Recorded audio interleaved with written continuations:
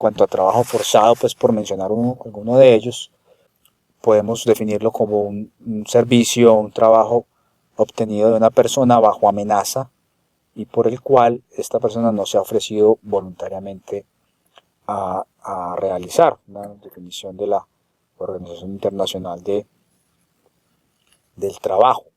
En la cadena de suministro hay, digamos, muchas formas de trabajo forzado, por ejemplo, pagar deudas sin fin.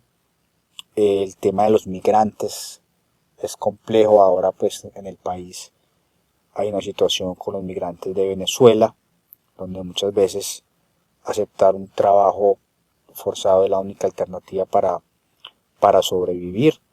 Eh, y es más común en industrias como agricultura, manufactura, minería, pesca o confecciones. Es complejo cuantificar el trabajo forzado. Los últimos datos que se tienen de la Oficina del Trabajo es 21 millones de personas en el año 2012. Son datos muy desactualizados. Entonces, para nosotros en cadena de suministro, ¿qué implica? Pues lo primero es que hay mucho trabajo por hacer, hay demasiado trabajo por hacer. Se requiere mapear la cadena de suministro, pero hay que tener claro hasta dónde. Ya vimos pues los ejemplos hasta cuarto, quinto renglón, muchas veces mucho más. Ayuda a construir un código de conducta para que nuestros proveedores estén alineados y también le exijan a sus proveedores ciertos rasgos de conducta. Incluir no solo aspectos legales, sino también de reputación y riesgos de mercado.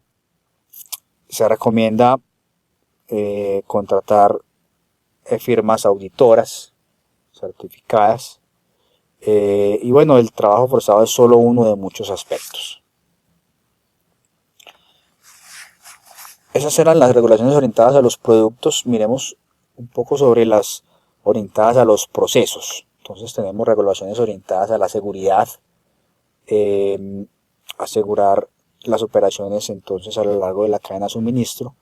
Son estas regulaciones normalmente obligatorias. Por ejemplo, existen regulaciones acerca del tiempo máximo que un conductor de camión debe conducir.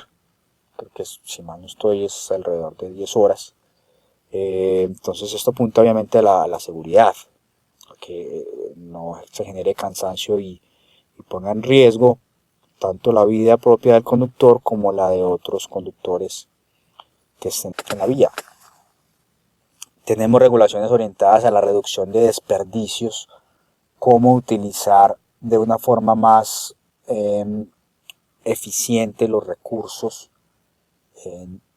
naturales, por ejemplo. Entonces, en cuanto al manejo del agua, hay también muchas regulaciones en muchas cadenas de suministro, en el sector textil, por ejemplo, y de confección, el manejo del agua en las lavanderías, tiene pues algunas regulaciones. Por ejemplo, hay otra tendencia que es empaques inteligentes, cómo asegurar que una caja, por ejemplo, sea lo más adecuada al producto sin que se pierda espacio. Entonces ahí empieza un tema de costos, porque entonces asegurar una caja para cada tamaño es costoso. Digamos que lo bueno de esta parte es que generalmente pues hay una coincidencia feliz, que es generalmente al hacer este tema de hacer más eficientes los recursos, pues normalmente representa una disminución en costos, disminuye los costos. Y también ya hay muchas regulaciones que fomentan el diseño para el reuso, reciclaje o reducción de materiales o de componentes. Mucho más en Europa que en nuestro lado. En Europa inclusive se les está exigiendo a muchas industrias que dentro del costo del producto ya se debe incluir todo aquello que genere costo para recuperar el producto, para asegurar la correcta disponibilidad o disposición final del producto. Entonces muchas industrias están ya autorizadas para cobrar un poco más para garantizar que el producto va a tener un ciclo de vida, va a tener pues, un manejo adecuado al final del ciclo de vida. Una de las estrategias que pueden implementar las empresas para afrontar este tema es la evaluación de importancia relativa. Entonces, aquí pues como otro marco, otra infraestructura, es comparar el aspecto, el atributo, qué tan importante es para el negocio versus qué interés tienen los acreedores, los stakeholders.